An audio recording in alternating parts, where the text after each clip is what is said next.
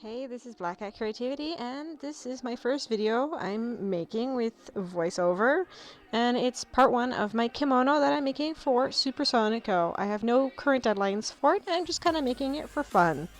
So I'm going to be showing you how I've been making it and giving you insights on how to make your own kimono as well as helpful things in sewing.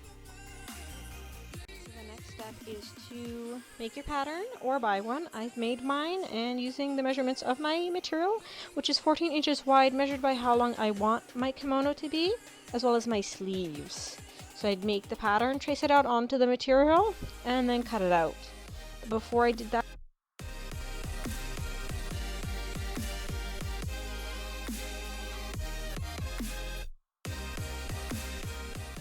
made sure to match up my material to a material that would contrast the kimono silk, which would be purple on the color wheel, to orange. My kimono is going to be more of a fall theme because the colors on the kimono are more fallish.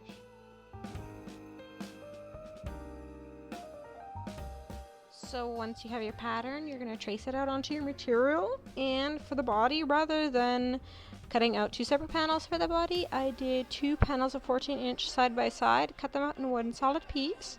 So I would have one less seam on the back of the juban. And then I proceeded to cut up to the center of the material and added 2 inches after that. For the neckline, you also want to cut out a circular shape. Once you're at the neckline, this just helps for the neck to fit in properly. It doesn't have to be perfect because you're going to be sewing a collar on.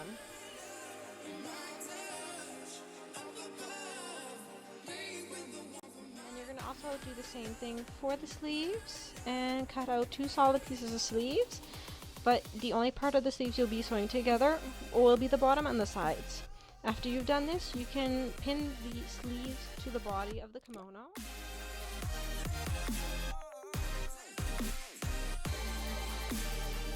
Once your sleeves are connected, you can start doing the collar.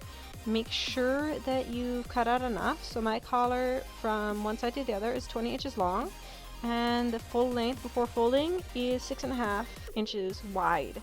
So I'm leaving half an inch for sewing, and then what I would do is take 3 inches, fold it over and iron, and then take it over again and iron it down again. This creates a nice seam line and it helps you work easier when you're pinning everything in place.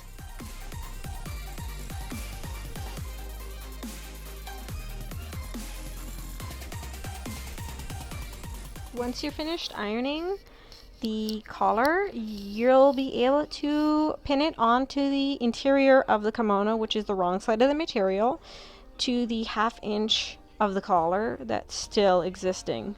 Make sure when going around the collar that you're pulling the material flat and the pins are not creating any buckling or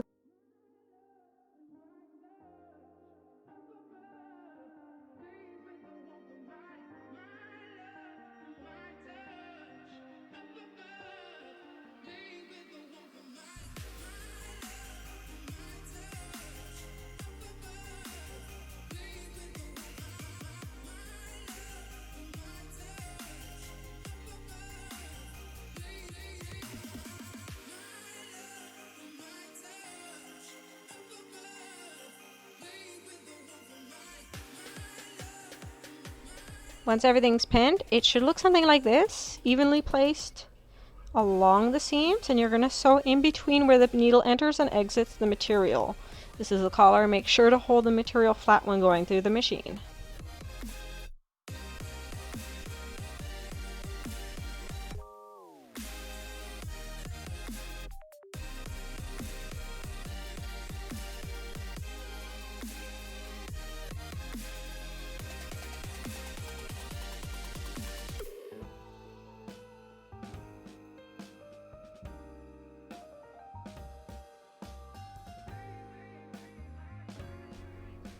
Now make sure to adjust your machine using a scrap piece of material prior to doing this.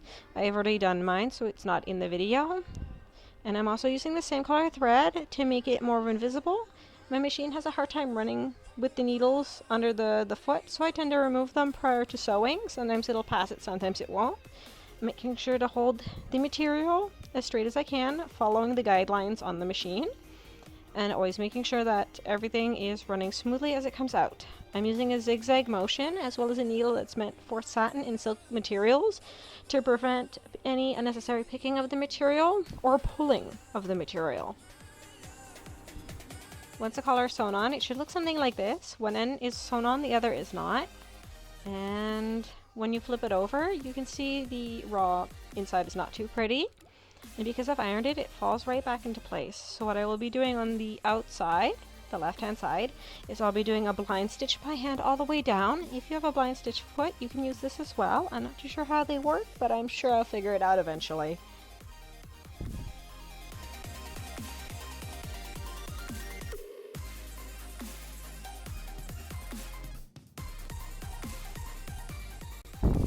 Now you can go ahead and attach your sleeves. I'm using the serging machine, and this can be dangerous, so watch your fingers, make sure not to get them stuck in the machine because it does have a knife and is cutting off excess material, as well as if it cuts any of your needles, make sure to throw those needles out because you don't want to poke them into other material because they won't leave any nice marks. Now make sure when you're using a serging machine that you're on the right tensions and doing the right thing. I'm using a peacock hem, which is only one needle rather than two, and it's finishing the edges of the material. You also want to make sure that your satin is cooperating with you and not buckling. Unfortunately, I had some error here, and you can see here I'm checking the material, but sadly it buckled and I ended up undoing the entire seam after finishing it because it had left a somewhat of a pleat in the sleeve, which I did not want. So this wasn't too hard to do. It didn't leave the material too damaged, but it left a nice finished result in the end.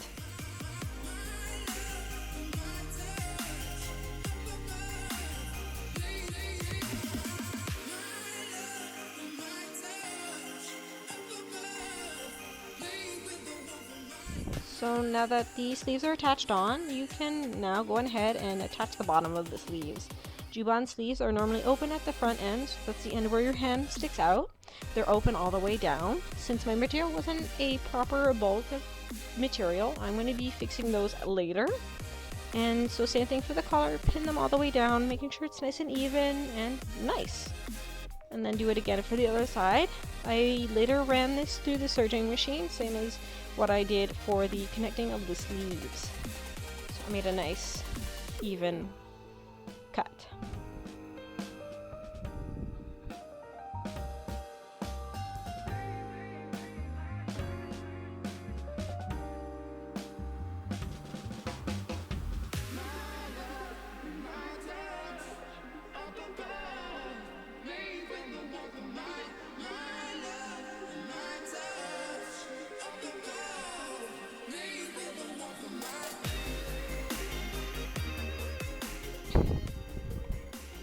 So once everything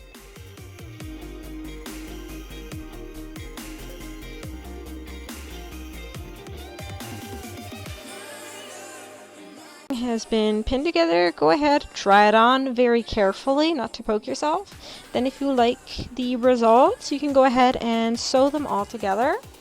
And that's about it for this part of the tutorial that I'm doing. I hope everyone enjoyed it, and I look forward to seeing everyone next time, as well as hearing all your comments and feedback. If you need help on anything, I will do my best to give you my advice on anything that I've done. Thank you for watching, and see you again soon.